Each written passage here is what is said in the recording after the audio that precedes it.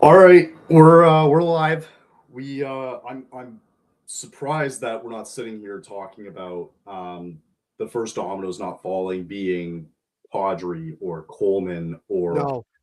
friggin' Braden Pahal, but all of a sudden it snowballed here in the last few hours, Few hours. Mhm. and Mackenzie Weegar is out the door in Calgary. I still can't believe it. Yeah. Let's break it down. So Mhm. about 3 or 4 hours ago, it was known that Uyghur was presented with the offer by Craig Conroy. He clearly had his no move, and we knew about this as well. You go in, you have some time to sit down, chat with the wife, see how it goes. And ultimately, in what I thought was going to take at least all night, I did not think we were going to hear anything tonight personally because it's a big decision. Uyghur moved it. He waived his no move clause and is now heading to Utah. So the package being Oli Mata coming back the other way, prospect Jonathan Castagna, and I think the biggest part of the trade here, three of this year's 2026 second round picks. It's unbelievable. I think I don't think Craig would have done this if he knew something, right? He knew Mhm. that they're getting this big of a return here. Now, I think for those wondering why isn't this a first round? Why wasn't there a first round pick involved? Well, one of the second round picks is the New York Rangers.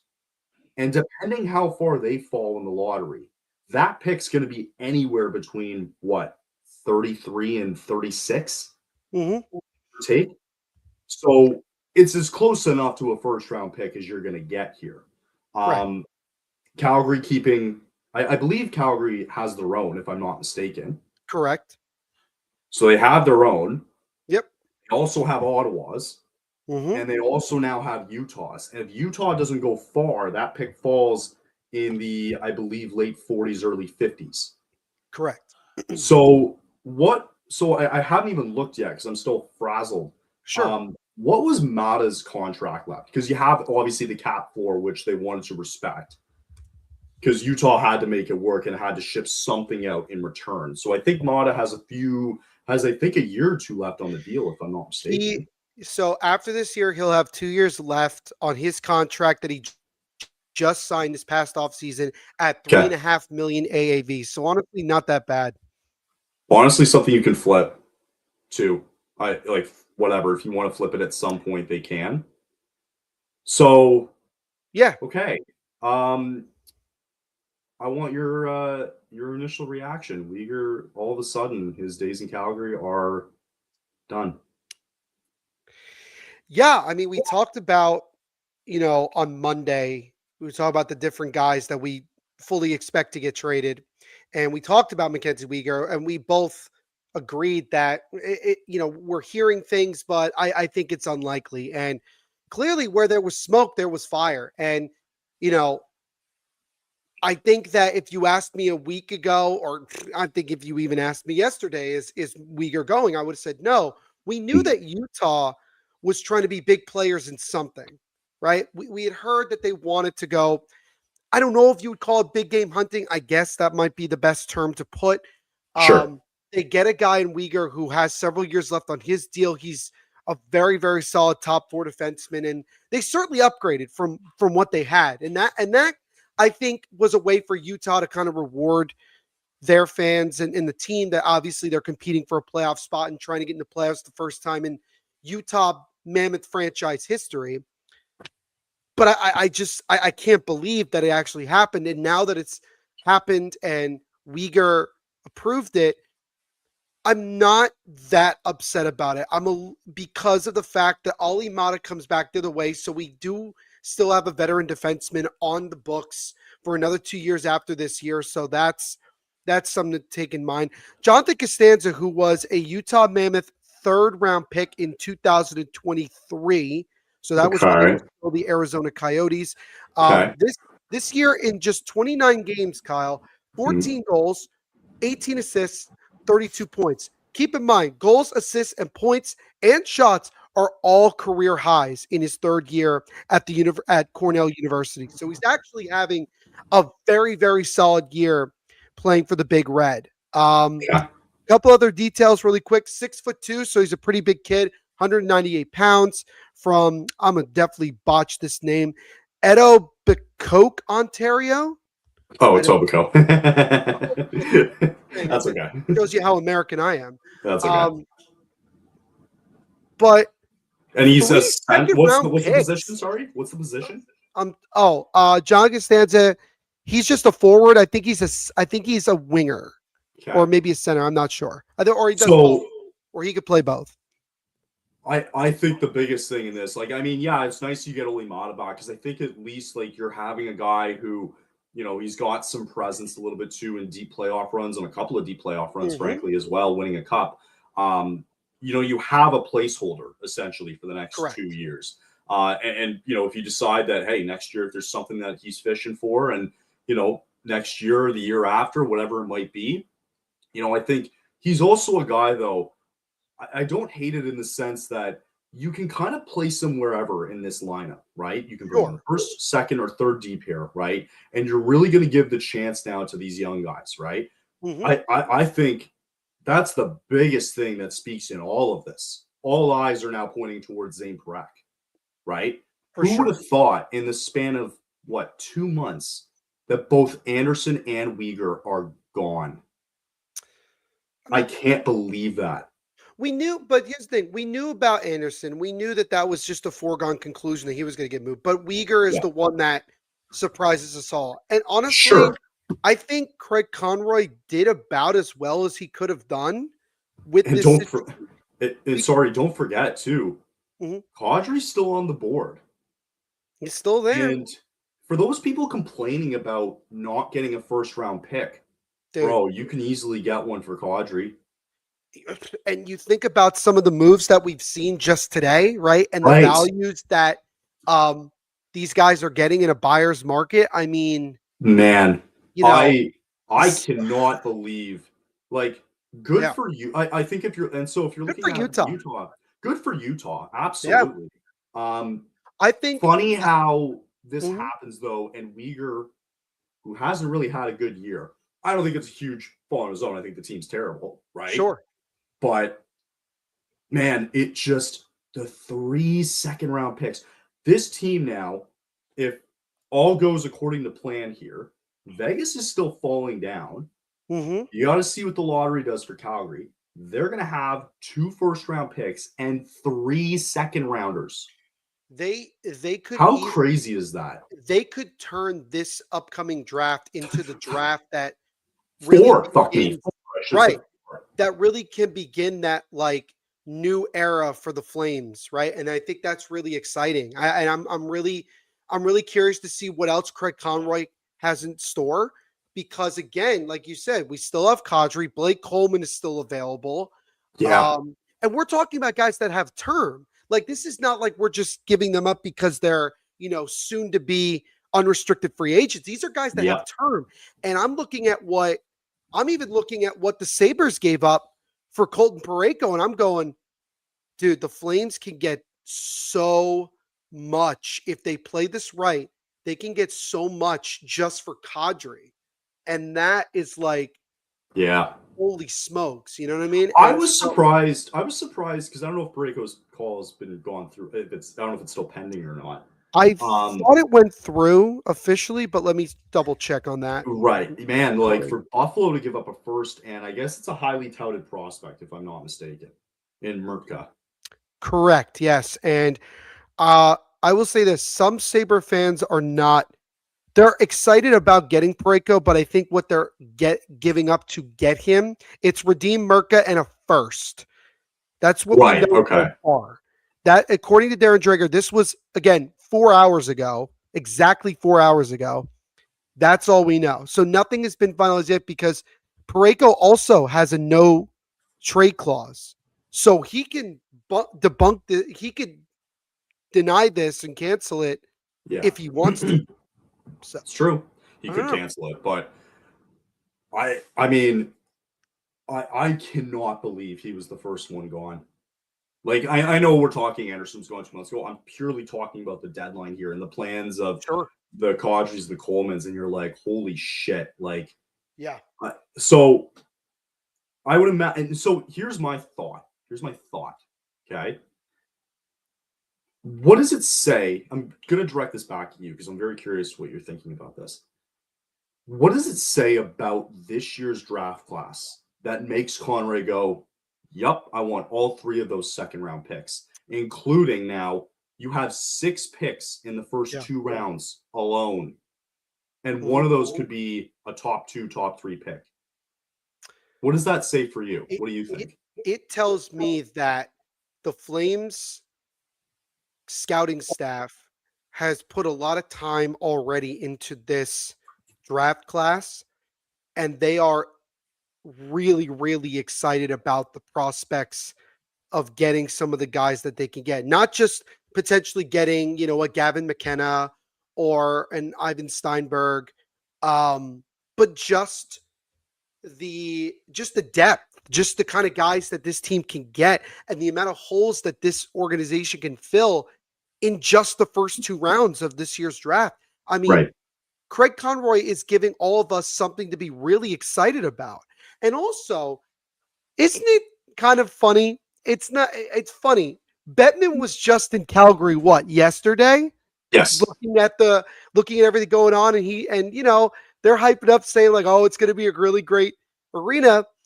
And Conroy's already building towards that with some of the, getting people excited about not just the arena, but also some of the guys that we're going to potentially bring into this organization in the next couple of years. It's like it's all coming together. It feels that way, right?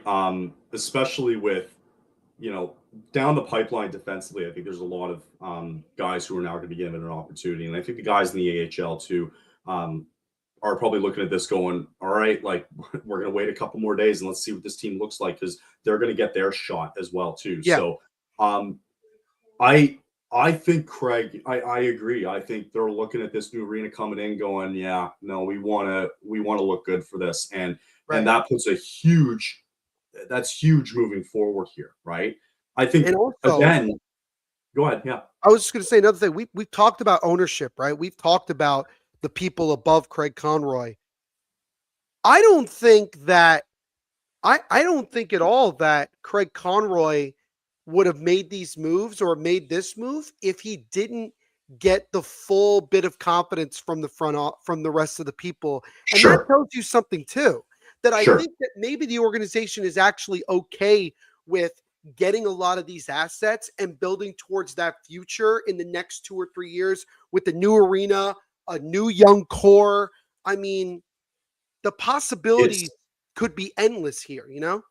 That's the thing. Like when you think about now, like what I'm so fascinated by these second round picks, okay, is the Yeah. fact that not only does Calgary have their own, right? If Mhm. I'm not, can you look on cap friendly? Just I'm Let fairly me certain take that a they do. look at what the Flames have now Fairly in terms certain of that they do. Um, I think the Puckpedia Rangers, might have it like updated. Let me the double check. Rangers' second round pick is now Calgary's. So there's a possibility where Calgary gets back to back second round picks right Yes. at the top of the order, All right? right. Nope, that's not the right thing I wanted. I And where are and we? Ottawa's too is what's Oh, here we go. unbelievable. This is great. Okay. So this is I'm just gonna talk about next year. Well, Okay, this upcoming draft. The this Flames draft, yeah. have their own first. Yeah, they have their own first and Vegas's own first. So they have two Mhm. firsts. Then they have the Rangers first second round pick, their own second round pick, Ottawa's second round pick, and now Utah. And also, Kyle, you forgot to mention this. They have multiple third round picks as well. They have their own and they have Vancouver's as well. And think about where Vancouver is going to finish this year. That yeah, true because they'll be right. You're They'll talking about what? Low 60s, early 70s pick for was back to back in the order as back to well back right too. there. I That's mean, that's crazy. So you yeah, have 8 picks in the first 3 rounds, and when you're looking at the third round, it's probably 2 in the top 5, right? yeah, And when you yeah. look at Ottawa's kind of that middle of the pack, so you're going to get a middle of the pack second round pick. And now Mhm. we're all going to watch what Utah does this year. And I'm telling you, I've got a sneaky feeling here too with this addition, because I think Utah might be Mhm. thinking what I'm going to say here. With that Pacific Division being as bad as it is, and if Mhm. they're in the top wild card spot, because I don't think they're going to be able to catch the third place team in, I believe it's Minnesota, Mhm. if I'm not mistaken. Yeah, Minnesota. Yeah, you're back Minnesota. by 12. You're back by 14 points, Mhm. and they're fighting right now actually with Edmonton for the top wild card. So Correct. Utah can just go for a top wild card and go, we could probably get through the Pacific. I The think way they have I think they have the ability to do so. they absolutely do. Um, so yeah, I mean, in terms of talking about the assets, we talked quickly about Mata. You went through the prospect. We talked about the picks. Let's Yeah. talk about Weegar. ESPN, funny enough, because I have the Devils game Yeah, on yeah. and the Leafs. They're actually going to talk about in the second intermission. They're going to talk about the Uyghur deal with the Deal. Padres. Yep. Let's Anyway, talk about Weegar. yeah. Third year of an 8-year deal at 6.5 million. That he actually signed after that trade with Chuck all those years ago.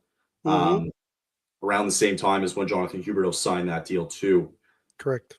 Um, it's kind of sad at the end of the day. It's business, and I think I think about when he was putting on the hard hat and the constructors outfit, because he was getting ready, like, wow, like this arena is going to be amazing. And for him not to be able to be a part of that, really sucks. I think Yeah. from a personable, emotional standpoint, it hmm sucks. It sucks not being able to have him stick around for that, because I how many times have I said it where he's one guy I probably wouldn't touch, because you got to have some sort of leader, and all of us were probably at some point, some of us were saying that he was going to be the captain of this team.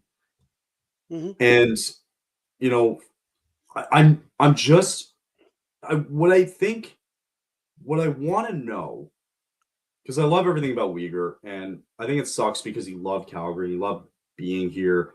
um The one question I would probably want to know from Craig is why. Like, I understand the why. I wonder, like, how am I trying to phrase this?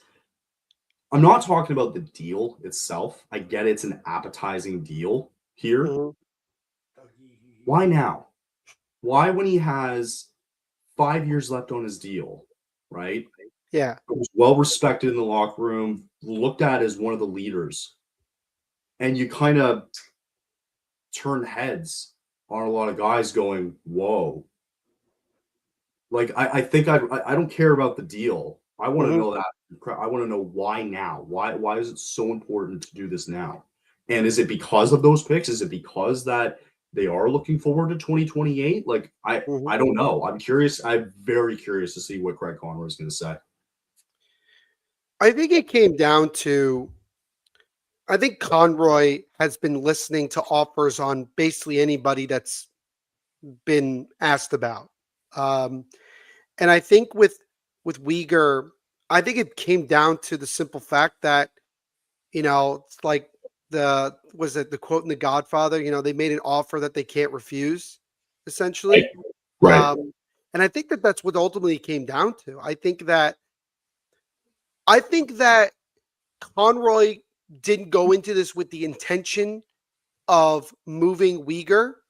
I think it just happened that way and happened with a situation where he looks at again that this upcoming draft class and says, we have a chance to get a huge load of picks here that could really help us in the future with getting some more of these really talented young players.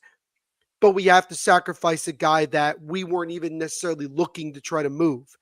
And ultimately, I think Craig Conroy was very transparent about this with Uyghur. It'll be interesting to see what Uyghur says the first time he talks to the Utah media, if they ask him about how it all came about.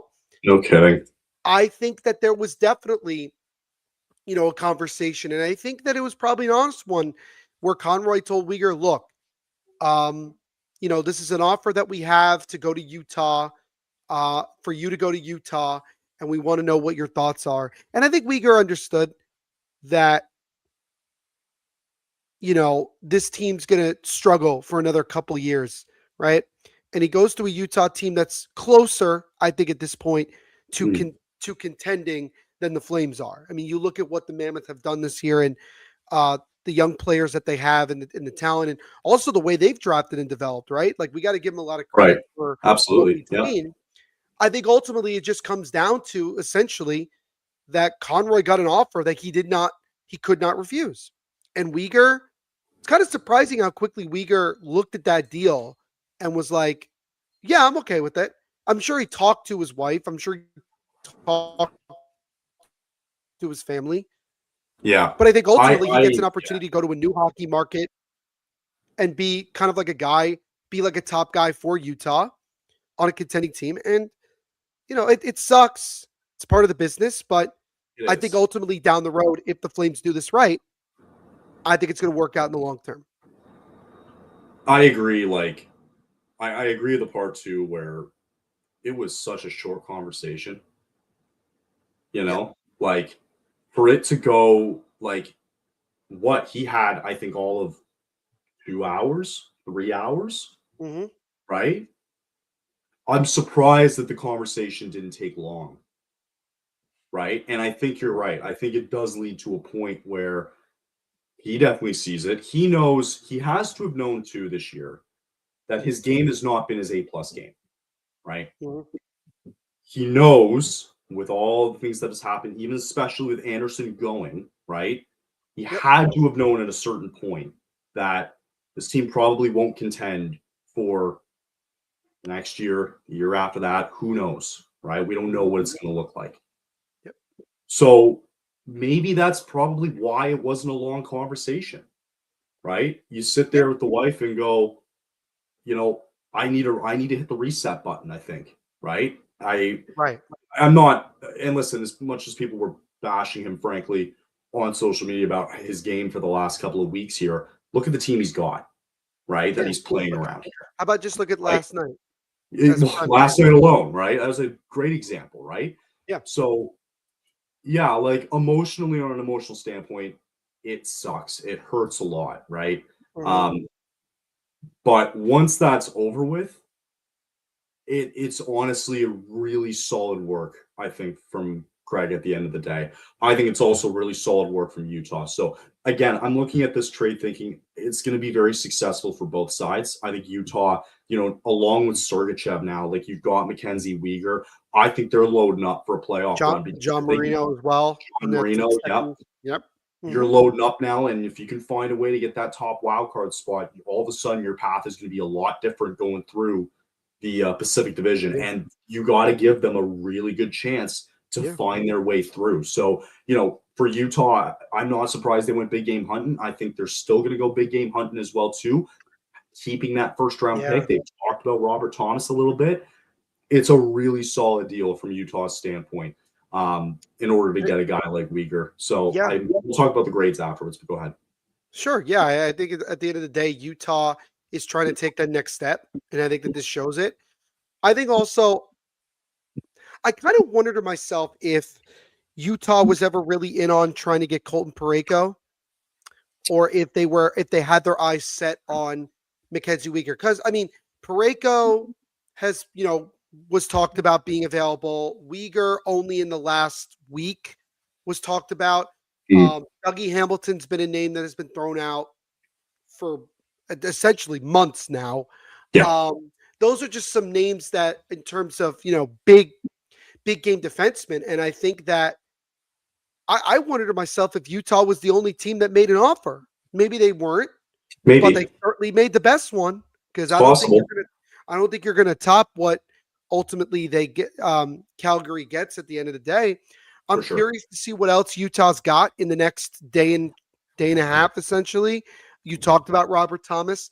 It just makes so much sense to me for him to go there, because if Yeah, you walk out of this deadline, if you're Utah, you walk out of this deadline getting Mackenzie Weegar and Robert Thomas to add on to what you already have.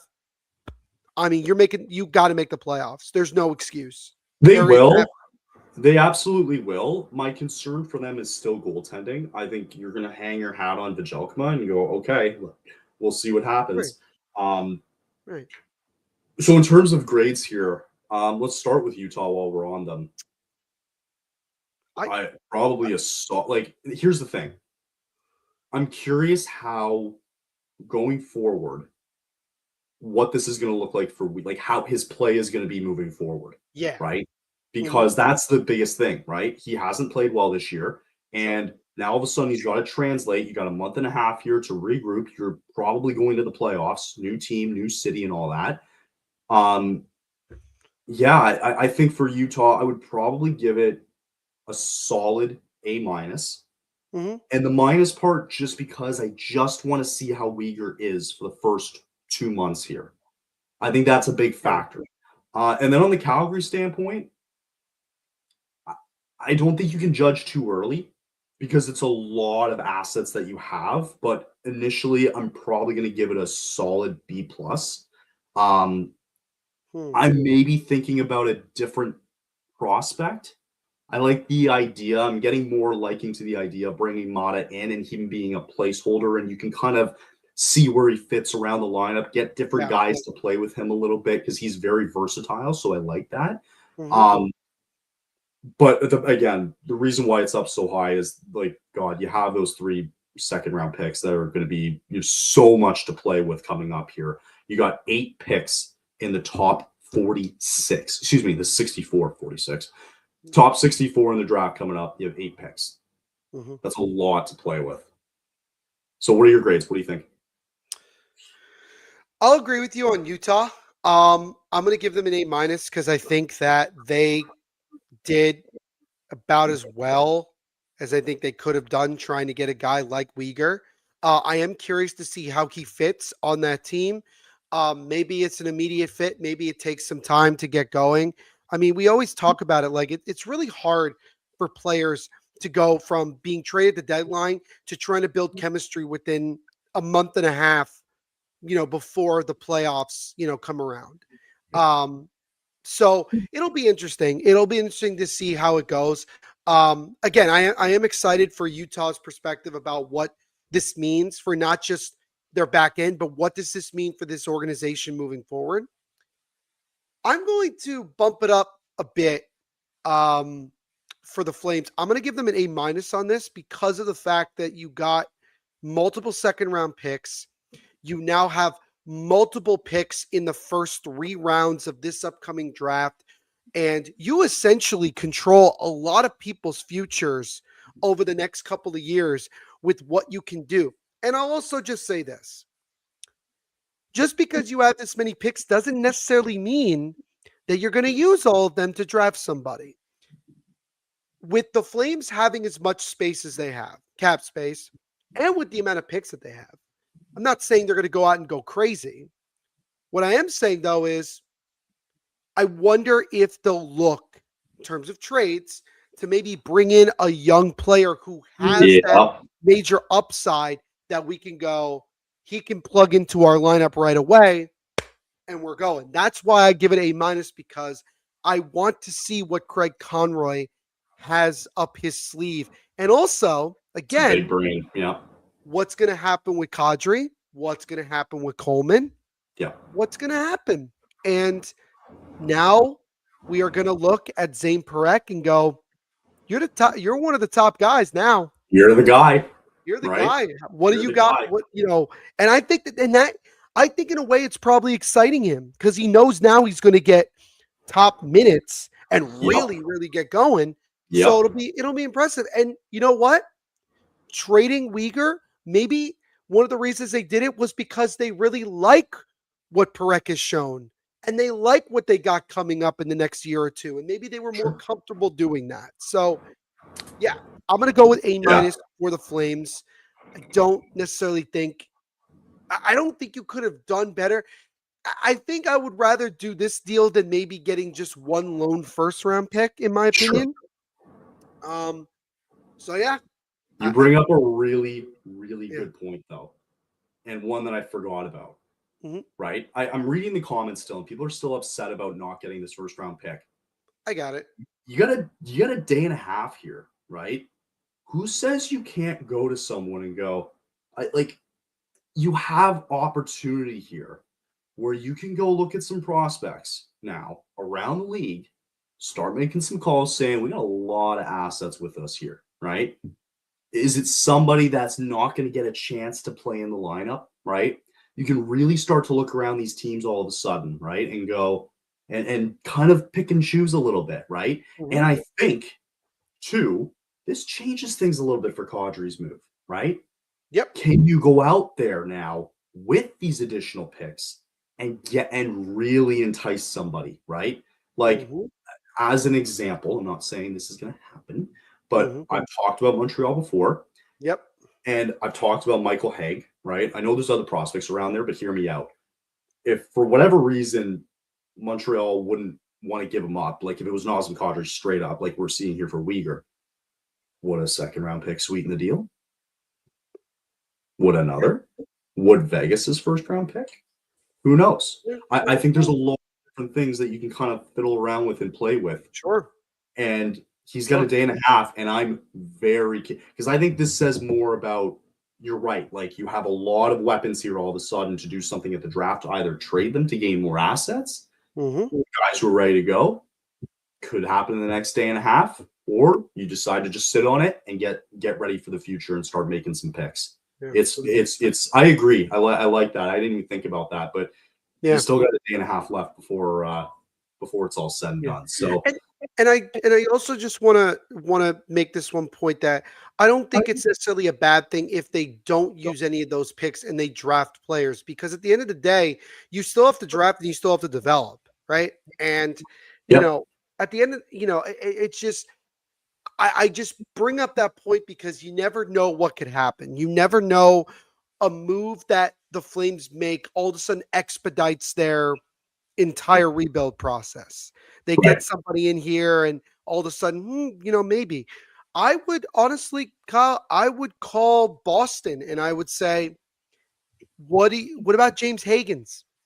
Just a thought. Yeah. And, And I say but that, I get what you're swinging at. Yeah, I but got it. again, with those picks that you have, you would now have another leverage piece to work with here. It's all You do. leverage. Yep. And you've set a market by what you just did with Weegar. And I granted Kadri and Coleman, their forwards, this is different. But you look at some of the deals like Jason Dickinson going to Edmonton, 50% retained, by the way. And I say Jason Whoa, Dickinson got, bro, that much.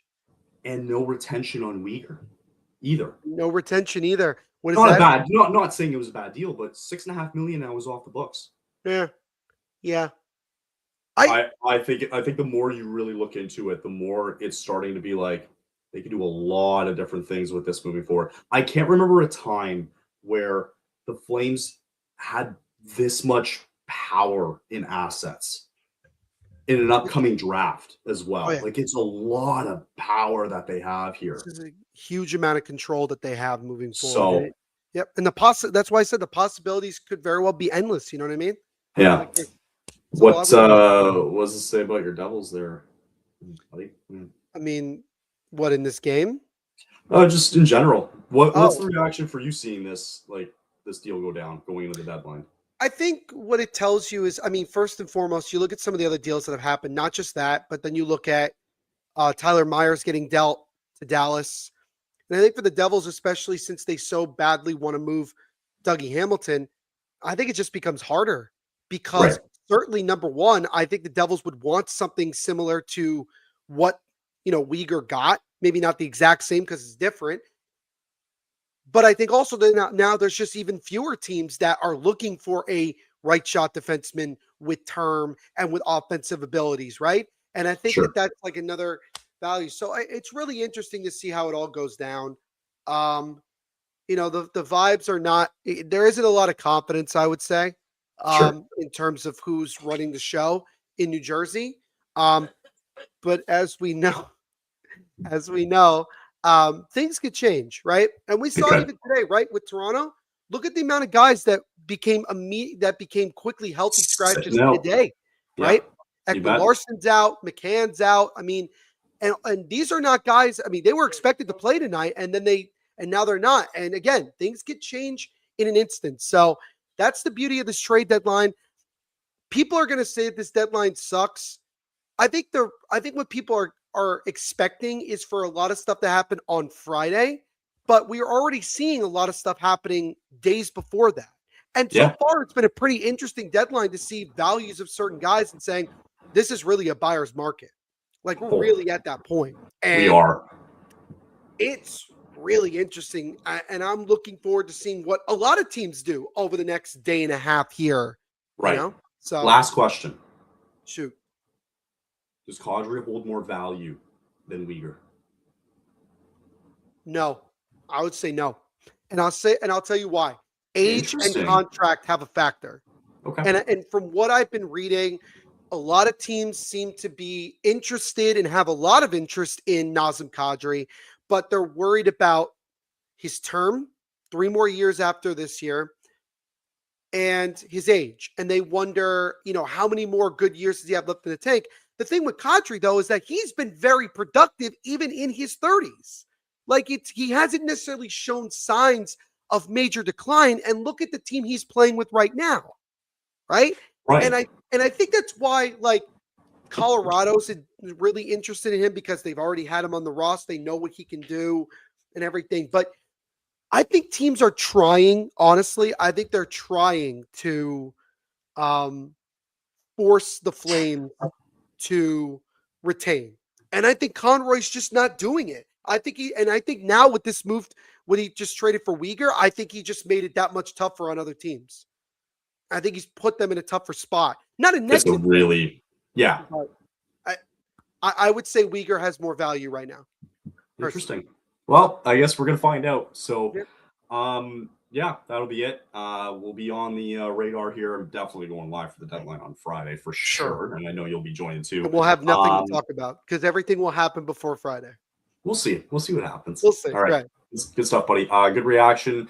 Congrats on Weegar finding a new home and solid return from Craig Conroy. So we'll chat to everybody again on Friday. Unless something else crazy happens tomorrow, then we'll be live for that. It'll happen in an hour. And we will recap everything on Monday coming up. So have a great night, everybody, and we'll chat to you again soon.